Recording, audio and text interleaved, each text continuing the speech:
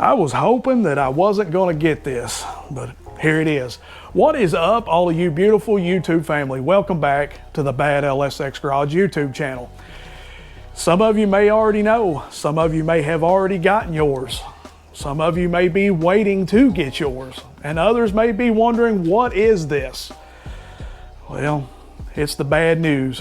Stick around, stay tuned, and let's roll that intro.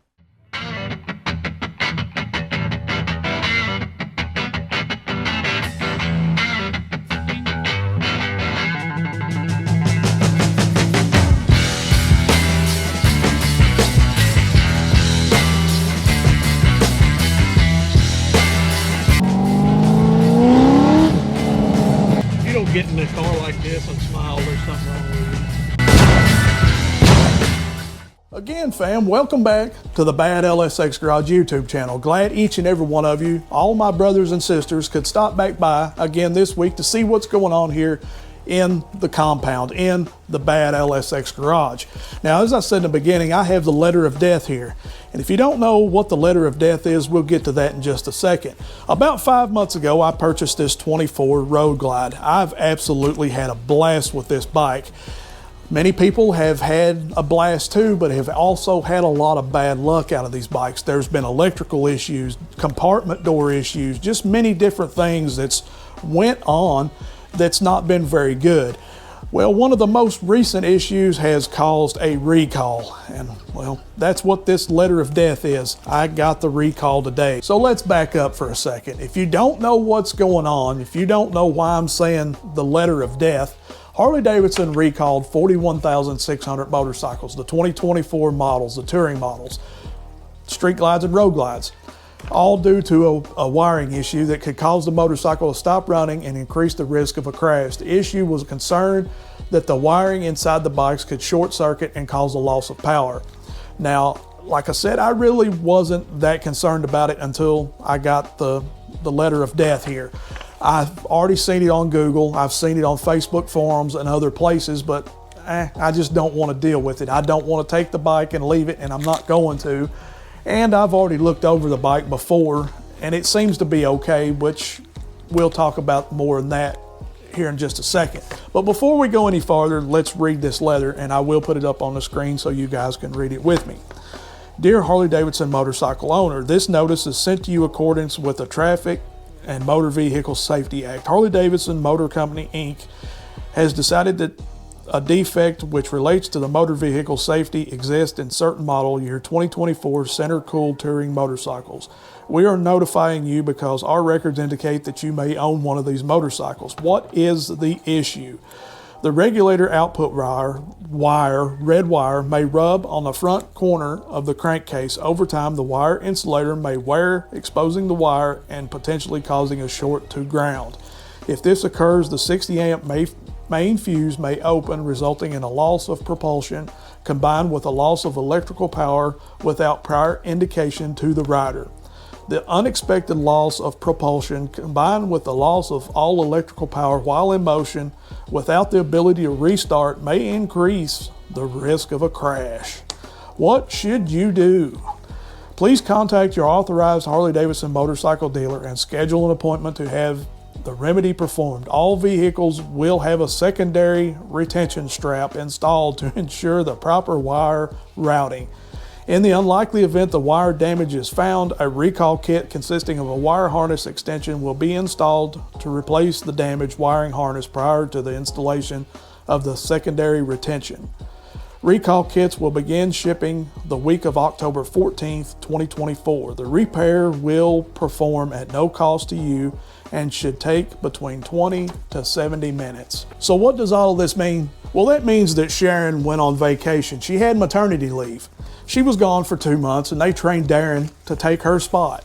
Darren put a zip tie back here, Darren put a zip tie up here, Darren tightened a few bolts here and there, but he didn't know about the zip tie that was supposed to go up next to the crankcase.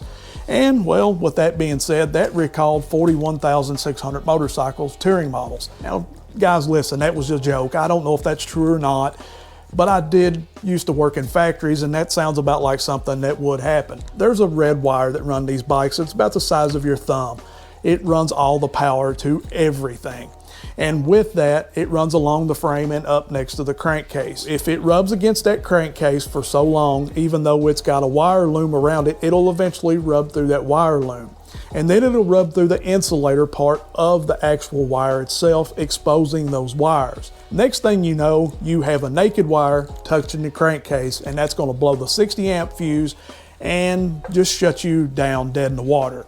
And that's going to be a bad day. When you take your bike in, they're going to put it up on the rack. They're going to check that wire, that big thick red wire that I was just telling you about. They're going to make sure that there's no rub marks whatsoever on that loom front to back. They're going to make sure that once it goes up next to the crankcase, that loom, which is the part, the little thick part that goes across, it's usually black and it covers all the wires. They're going to make sure that that doesn't have any rub marks. But up next to the crankcase, they're going to pull it back 2 to 3 inches, and they're going to look to see if in that insulator part, if it's actually been rubbed through, possibly the loom and the insulator. If it hasn't, then they're going to put everything back the way it was, take a retention strap, which is nothing more than a zip tie. That's all a retention strap is. They're going to zip tie it up out of the way, and they're going to send you on your way. But if they pull this loom back and they pull the insulator back and they do see an issue, they see that it's been rubbed through, it has a little bit of chafing or whatever, you're going to have to wait until October the 14th until the recall kit actually gets shipped out. From my understanding, that recall kit is about 6 to 8 inches of that red wire. They have some heat shrink, and they're going to have to do some soldering. They'll cut that wire and they'll splice the new one back in, and that will be the fix. It's October the 7th. I probably should have made this video about 2 weeks ago, because it's going to be 2 weeks from the day when I actually get it sent out to you. And by this time, the recall is already going to be shipped out from Harley-Davidson, and you guys are already going to get the recall going on with your bike. But if you're like me, if you don't want your bike sitting at Harley-Davidson, you want it in your own garage instead of somebody else's garage, then I'm just going to show you what to look for. I'm not telling you not. Now listen to me, guys. I'm not telling you not to take your bike in for the recall, because you absolutely need to do that. All I'm telling you and showing you is what to look for, to maybe prolong this, to maybe stop a problem that may be gonna happen, if that makes any sense. From my understanding, the recall is specific to the regulator wire. The regulator is up front, more towards up here. So in other words, and to get to that, they will have to make sure the bars is turned to the left. They will have to take off this front cover, this front shroud, and they will have to go over here, or at least that's what the manual says, and remove this coolant reservoir and all of that. Now for me specifically, I'm not going to do all of that. What I plan on doing is removing the shroud, and that's easy. That just pulls out, kind of like your side covers. You have a grommet here, a grommet down here, and same on the other side, and you just pull it out that way. But before we even go to that route, I'm going to start back here next to the starter.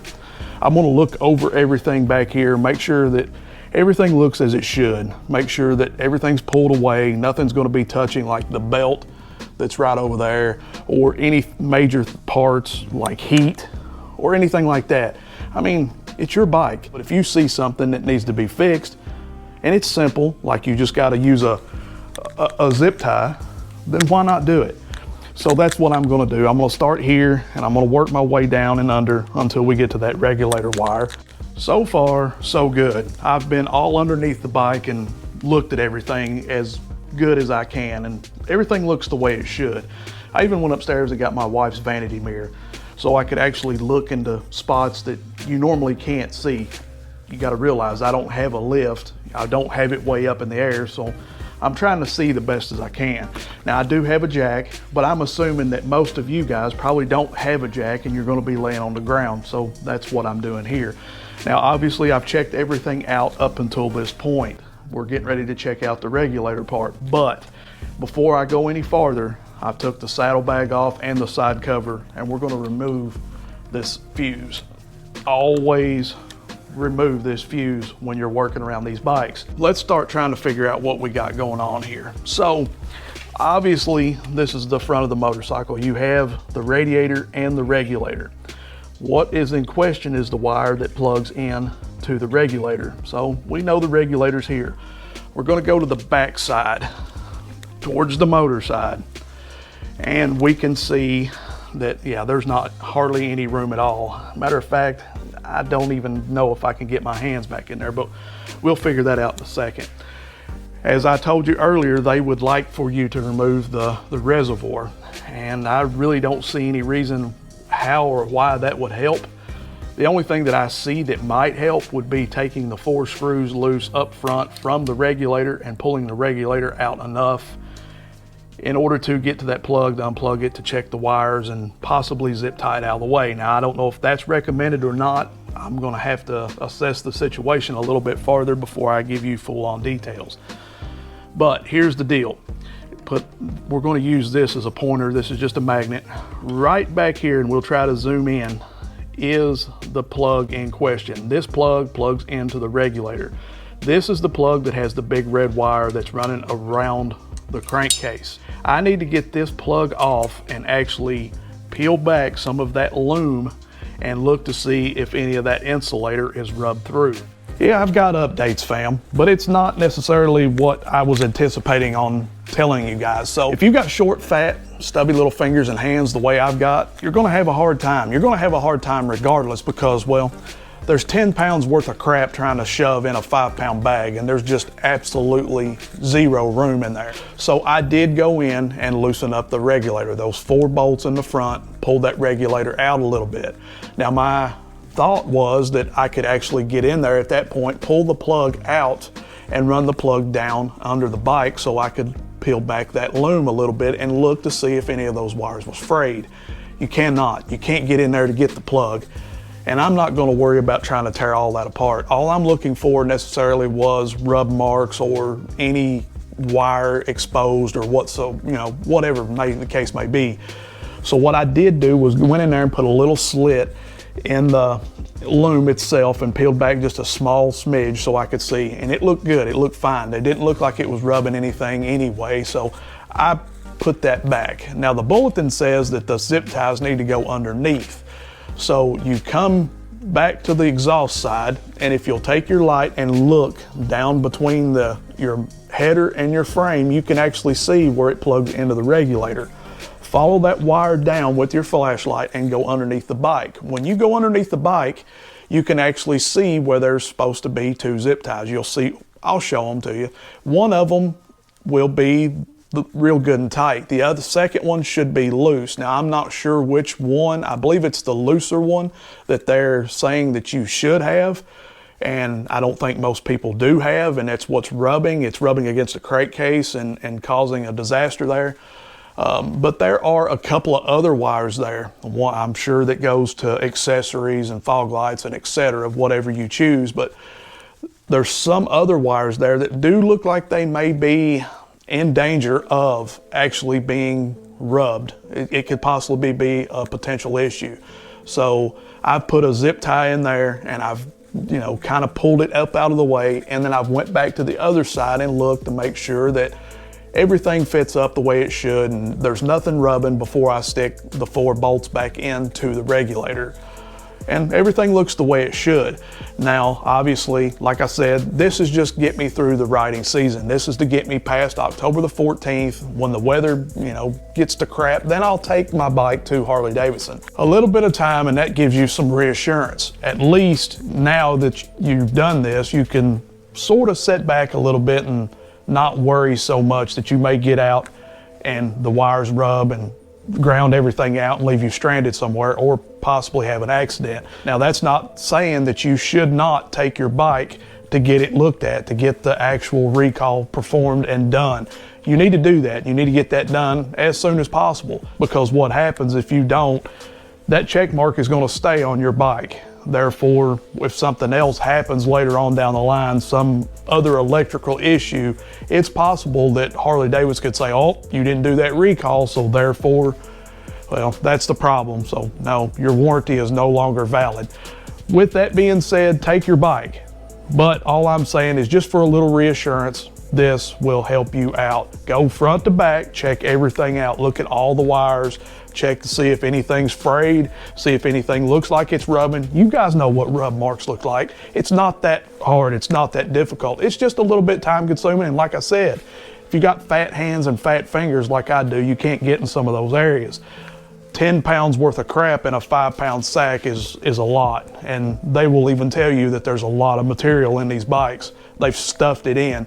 But anyways, guys, that's all I've got for you for this week's video. I hope that maybe this helps you out. I know by the time this video drops that Harley-Davidson has already shipped out the actual recall kit to the dealership. So it's not going to be from this point the actual kit being at the dealership. It's going to be getting your bike actually in to get it serviced or to get the recall done.